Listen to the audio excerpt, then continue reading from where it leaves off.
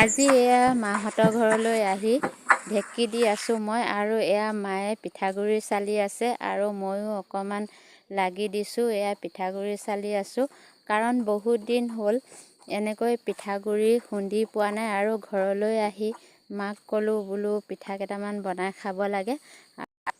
পিঠাগুড়ি অলপ লৈ লৈছোঁ মই ধুনীয়াকৈ সানি ল'বলৈ। এয়া মই সানি আছোঁ এতিয়া ধুনীয়াকৈ পানী দি পেলাই, মানে কেটলি মুখত দিয়া পিঠা কেইটামান বনাই খাম, ভাপত দিয়া পিঠা। আৰু এনেকৈ মই চালনী দি সৰকাই আছোঁ ধুনীয়াকৈ পানী দি সানি লৈ পেলাই, মানে গোটা গুটি হৈ আছে গোটেইখিনি, সেইটো কাৰণে চালনীখনে এনেকৈ দিলে মানে বহুত ভাল হয়। এয়া হৈ গ'ল এতিয়া ৰেডি।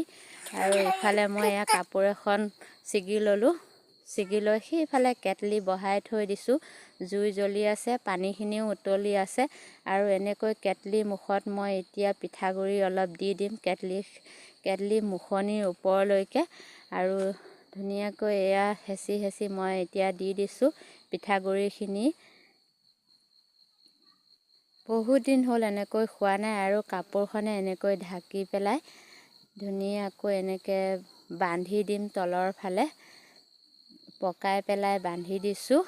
আৰু এতিয়া মই এইখিনি এতিয়া কেটলি মুখত দি দিম। পানীখিনি উতলি আছে, বহুত উতলি আছে, আৰু ইয়াক কেটলি মুখত দি দিলোঁ। দেখিছেনে?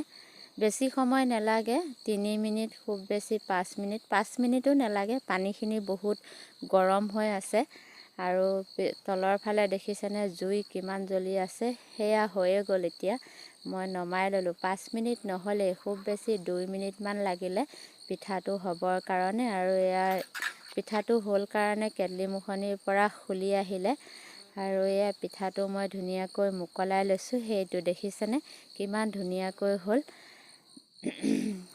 এয়া গোটেইখিনি এতিয়া মই পিঠা 5টা 6টামান পিঠা বনালোঁ।